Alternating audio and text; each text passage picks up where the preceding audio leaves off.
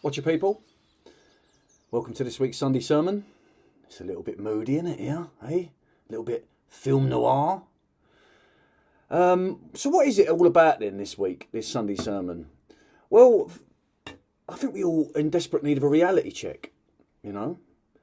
Testing, 1, 2, testing. What is going on in our world, right, that we can actually put our finger on and say that is an accurate take? You know, like, how do we know what's true anymore? And I think that element of getting us to be completely unsure and uncertain about our reality is by design, right? That is by design. And it's coming at a time where people are starting to have a little bit more of a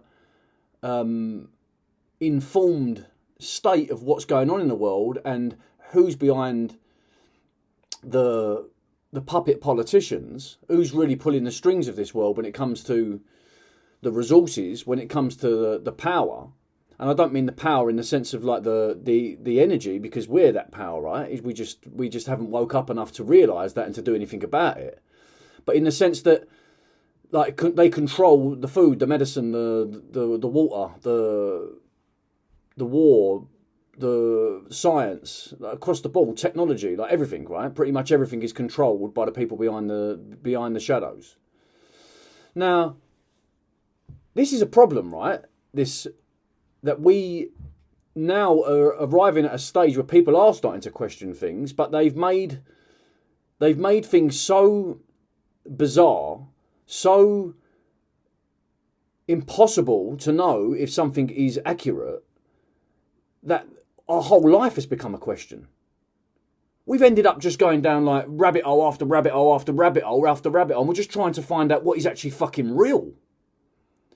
Because, like, most of us, yeah, including myself, right, like, how do we know what's going on in the world? Like, if we live wherever we live, it doesn't really matter, but wherever we live in the close proximity of our little, like, very, very close environment, we can look around and we can see stuff going on. Like, we don't need an iPhone or a computer or a TV to show us what's going on in the sky.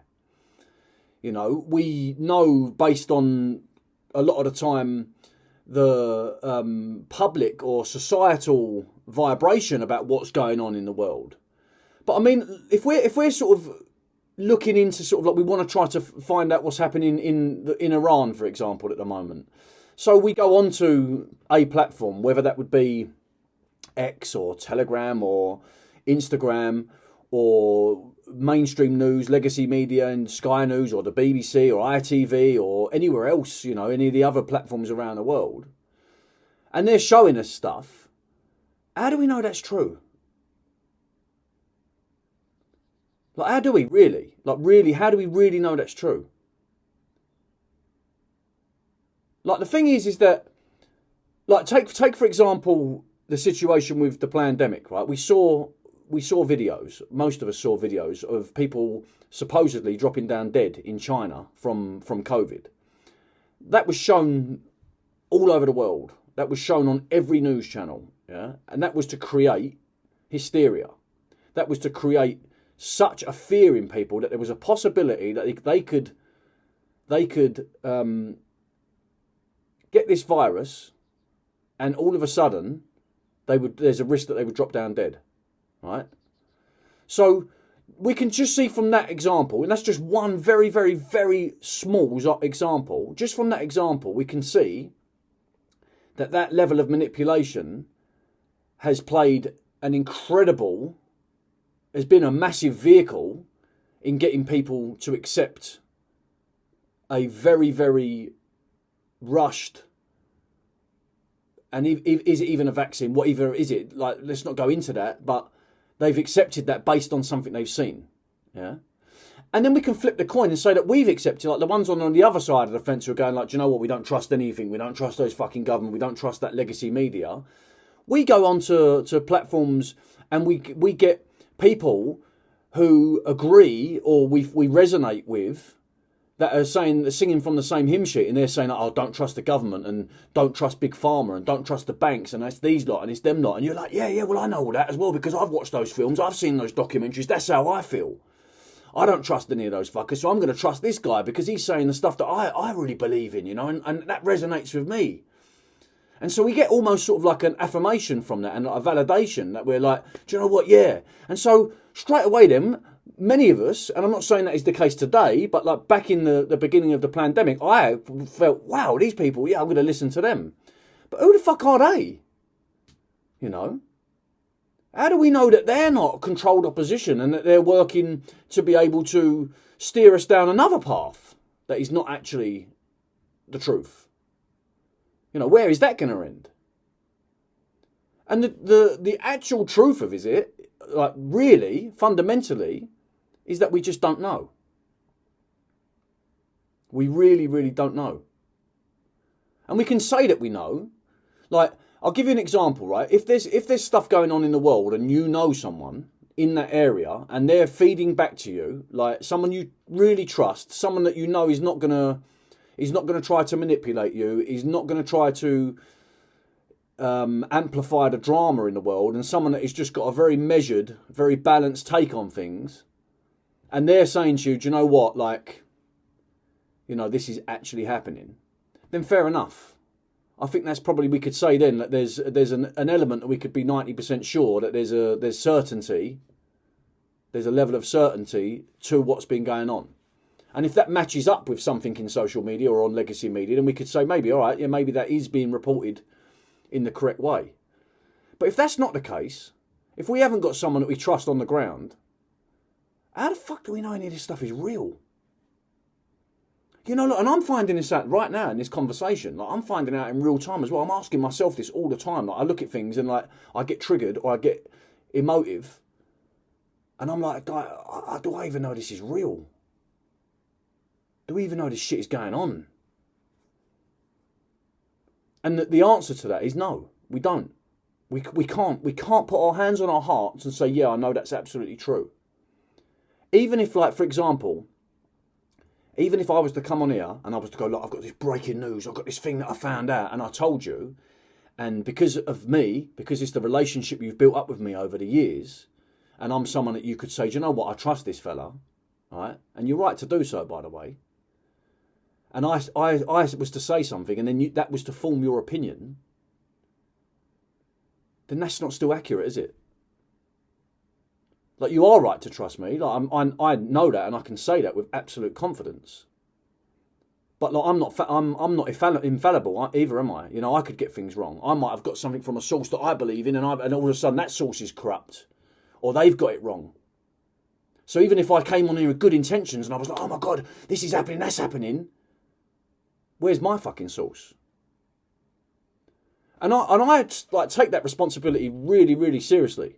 You know, really seriously, to try my best to do my due diligence to try to find out what is actually going on. And that is one of the reasons, that is one of the big reasons why I don't share stuff a lot on social media. I don't share other people's opinions, and I don't share other people's stories and things that people have sent me. I don't share it because I can't vouch for it. And the only thing I can truly vouch for is me, innit? And when you come on and listen to me, all you're doing is listening to my opinion. You're just listening to me express myself on how I think the world is. And that's it, you know. And 9 times out of 10, I'm not trying to pretend that I know anything more than you do. And as always, my entire aim is just to lead people back to themselves so they remember how powerful they are. But to go back to like what we can trust then, is that's quite scary. You know, and it's going to get scarier because we touched on this a week or so ago in the conversation about AI. That is now being able to create content that is almost impossible to know if that is being created by AI or that is actually real, and that's real video footage or real audio. It's very, very difficult. Very, very difficult. So, if we don't know if any of it's fucking true, if we've got no idea if any of it's true, then I believe we have to take a step back from that. And we have to say that, do you know what, that's no longer Am I going to allow any of this stuff that I see online, I see on a telly? I don't think many people have got a telly anymore, so it's mainly online, on social media, on my devices, in legacy media. I cannot vouch for absolutely any of that. So why the fuck would I let that form my opinions? And furthermore, why would I allow those opinions to be formed and then to trigger me and to ruin my day? You know, to have me feeling all of this emotion, wasting all this energy, this beautiful fucking energy, wasting it all on something that I don't even know if it exists, something that I don't even know is real. You see the dilemma? It's a real conundrum. Because how do we know anymore? All of our opinions, all of our lives, all of our validation, all of our affirmation, all of it is coming. Not all of it, of course. We've got the real world as well. But when we're tuned into these devices, into this online world, into this virtual reality, when we're tuned into that, we have to be honest. It is definitely steering us. And the problem with these algorithms is that as soon as you hover over something for an amount of time, it's reading that data. How long you stayed there? Did you share it? Did you like it? Did you download it? Did you screen grab it? And I believe as well, and this might be going a bit too far, but I believe it's probably got the ability in its technical infrastructure is to read our eyes as well. And then it's being able to see like how it's affecting us, and like, wow, like we can, like, yeah, wow, give him some more of that. And then so if all of a sudden we're like fixated on something, which we often do, we get fixated on a post, and then we're like, wow, that's really, I feel, I agree with them, and I'm validated by this, and I feel affirmation here now, and I feel like, yeah, someone gets me, and this is my opinion as well. And then all of a sudden, the algorithm is taking all that data and it's just feeding exactly the same thing back to us. So then we end up in this self-imposed echo chamber where we've just fed, we don't realise it, we're feeding this machine with information and data about us through our senses, through our habits, our online habits. It's reading every single bit of it in a way that we just cannot understand. And then it's feeding back to us what that readout is. What that data has told it, it's giving us more of it. So then our worldview is just going like this. It's just getting more and more narrow all the time. It's a tough one. It really is a tough one. Because we all want to know what's going on. We live in an age of like great uncertainty, and to be honest, like the future's always been fucking uncertain, isn't it? Like it's a lot. The only thing that is certain is now, in the present, right now. You know.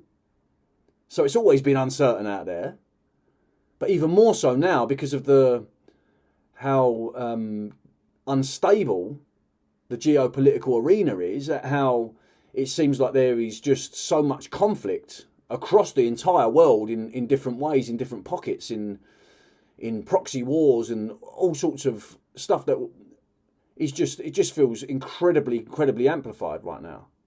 So of course all of us are going to have that urge that we want to try and work it out. We want to try and find out what's going on. You know, like, is this the end of the world? Is there going to be a financial collapse? Is there this aggressive immigration? Is it actually a UN army infiltrating all of these countries to then turn around and take over us? You know, like loads of these fears are generating us to go on an endeavour to try to work it all out.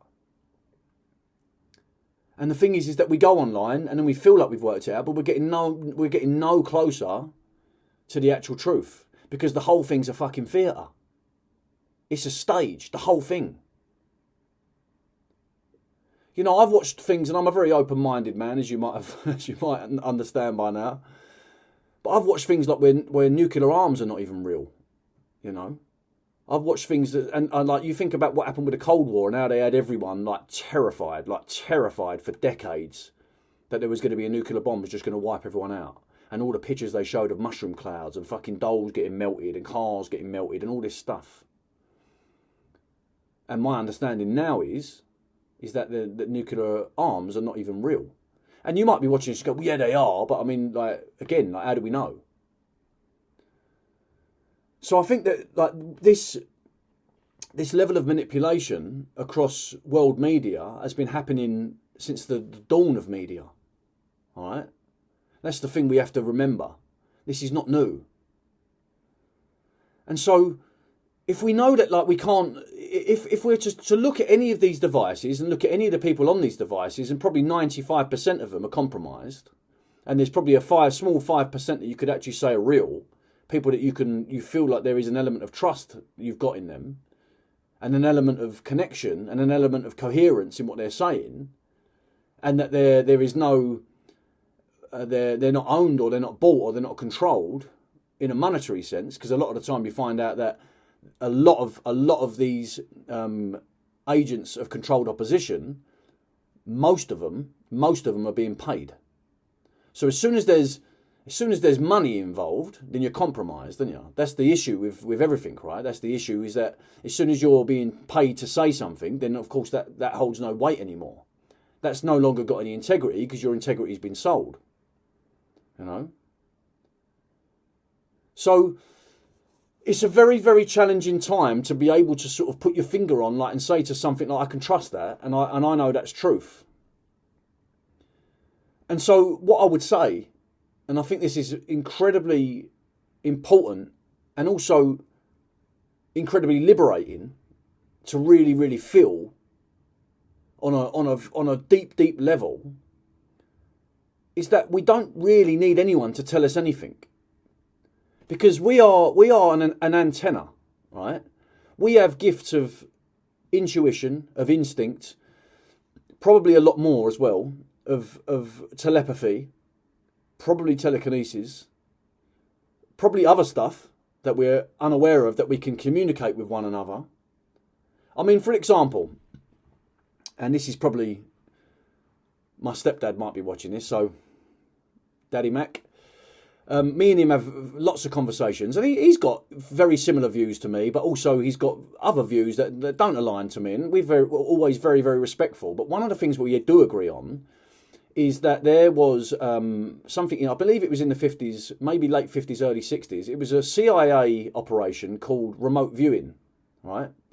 Now, what they'd done is that they got people, these agents, right, and they trained them. And when I say trained them, I'd imagine they'd gone through some kind of like MK Ultra, like severe, deep fucking mind alteration, to be able to open up something to them that they could then become these almost like ether super soldiers.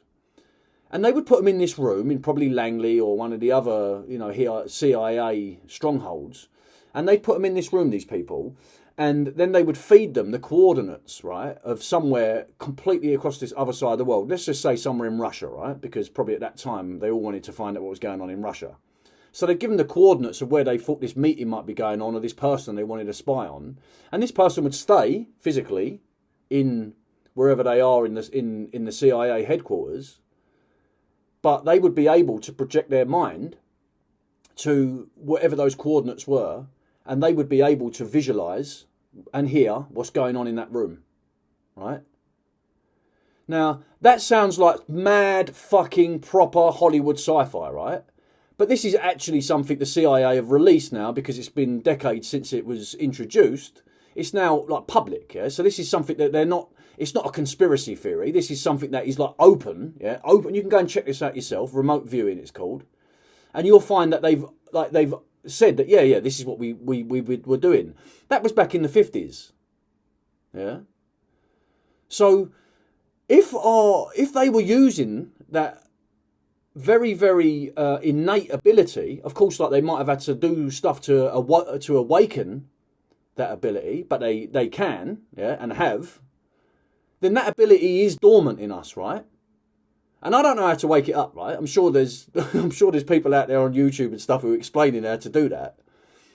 But what I'm saying is that we have got capabilities, we've got apparatus within this human instrument that is capable of us reading stuff in our world and in our environment that doesn't need us to have to go and find out what we believe is the truth on social media through our devices, which are all compromised. The platforms are compromised, the devices are compromised.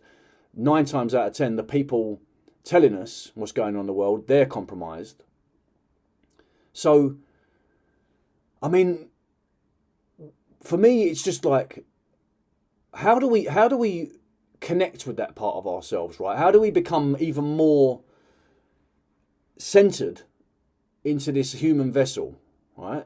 For me, again, it's silence. Yeah, to go and sit in absolute silence and just turn off everything, and then just to sort of try and tune in to that communicative antenna part of yourself. I believe then, if we start to habitually hone that tool, then I feel that that's just going to get stronger and stronger, and we're going to be able to read stuff that perhaps once upon a time was not available to us. And we have to remember as well, like, what the energy and frequency that's coming onto this earth right now is.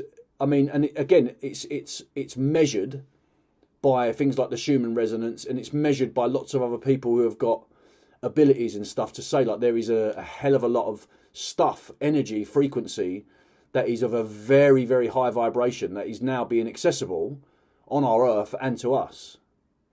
So I believe all this stuff's it's all gonna come online, right? And it is coming online. We can feel it, right? And I would say, like, before we jump to, I'm gonna go and look on my device to find out what's going on in the world, I'm gonna go and, how about just trying to just go, do you know what? I can find out now myself. I can find out myself. And then the other side of it is, like, do I really need to know? Do I really need to know? How is that affecting me? Is it just another dopamine fix? Is it me just buying into, investing and focusing and attending to the drama and the sensation? Is there a way for me to just take a step out of that, you know? And just to say, well, I don't know, all right? But I know, what I do know is that if I am going to use these devices as a source of information, then I have to take it with a pinch of salt. Because there's no way to vouch for it. None. And look, we can all share our opinions and we can resonate with them and stuff, but that's the thing, right? That's the crux of it. Is that if you resonate with me and you're like, oh, I like what he's saying and I agree with that, then make sure that that goes into you and you ask that question first, right? It has to be like, well, I'm going to listen to him, but then the self-inquiry has to come on board, all right? It's not just like, I'm going to believe everything he says, or I'm going to believe everything that other person says because I resonated with one of their other opinions back then. It's a case of us always taking that information, taking that stimuli, and then driving it back home just to go, like, how do I really feel about that? Do I really, really believe that? Is that really accurate to how I feel reality is unfolding? And I feel if we're able to do that, again, it's like anything, right? It's just that we're just going to get stronger and stronger in the use of that apparatus, in that part of us that has been very, very dormant for a long time. And the more we do it, the stronger it's going to get. And then we're going to get to the point where we're just going to be able to communicate with each other without needing these devices, you know? Fucking Telegram's going to be in your nut. And I don't mean in a microchip sense. I mean that in our own natural algorithms, in our own natural code that is within us, is going to come online, and we're going to operate in a way that is befitting the true potential of the human being. When we talk about like third eyes and stuff, that stuff's like yeah, like back in the day it might have been woo-woo, but now when you look at it, it's like across the board that is considered to be a fact, right? That we have a pineal gland in our head that has been calcified, that has been suppressed because it has got so much ability. You know, it's our third eye. It's our other perspective on what's going on in this reality, and it is able to read things beyond this three-dimensional place that we're in at the moment. And so all that stuff's coming more online, isn't it? And you can go about it yourself and do your own research and look into how can you decalcify your pineal gland, how can you find ways to be able to stimulate your pineal gland. You know, I'm happy to share some of that stuff, and I'll do so, actually. I'll do so if you want to come along and ask that question. We've got our MYGA space that is starting tonight. So, and I say tonight because, of course, it's not Sunday now, it's Friday. But when you see this, it's going to be Sunday morning-ish. And in the evening, MYGA's back. And it's very, very exciting what we're planning and what we feel is the real core direction that MYGA should have taken from the beginning. And of course we had to get a little bit wiser and get a little bit more concrete in our values to be able to really drive that to the place it needs to go. So we're very excited about it. I'm very excited about it. I mean, that MYGA space was always something that really made me smile. You know, it really made me feel like there was we were really able to network properly. You know, in the truest sense of the word. And to be able to have unbridled, uncensored conversations and build real community. And of course, look, it's online for now. I get it. Yeah, we're all in our place on the earth grid. We're all where we have to be because we're all doing our little job and we're doing our little service to the betterment of mankind, to the betterment of our planet. So online is the place where we have to build community for now to be able to reach people. Because I know we got an audience in America, in Canada, in Australia, you know, in South Africa, in fucking South America. You know, like it's a real full planetary audience that we've got. You know, so online community is where we've got what we've got for now. So let's just use it. Let's show up. And if you are seeing this, right, it's the spring fucking equinox today. All right, it's the spring equinox, which means it's the real new year. So we're going to have a party on Sunday, yeah? Or tonight, when you're watching this, it's going to be tonight. So get your party frocks on, get your party suits on, get your party hats on, and come and join us to welcome in the new year properly, all right? Well, we march into this new year with a swagger of true sovereignty, true autonomy, true self-governance, and true unity, yeah? Beyond race, beyond religion, beyond creed, beyond sex, beyond fucking class. We all just remember what we are. Brothers and sisters, kin. So come along. What's stopping you? I'll see you tonight. Much love.